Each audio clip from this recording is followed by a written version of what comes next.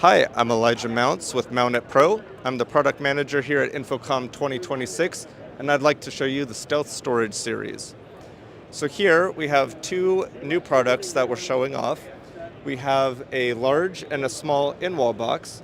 So these ones are perfect for hiding power, data, and either media players, receivers, codecs, mini PCs, anything behind the wall to get that stealth look.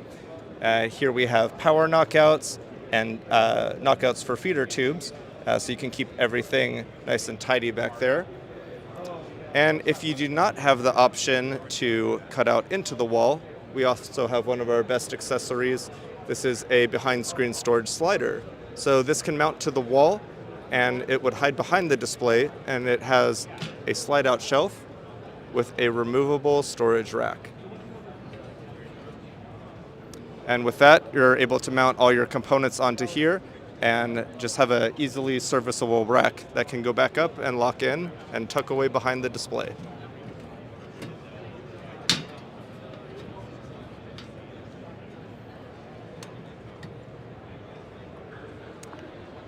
For more information, you can visit us on our website at www.mount-it.pro.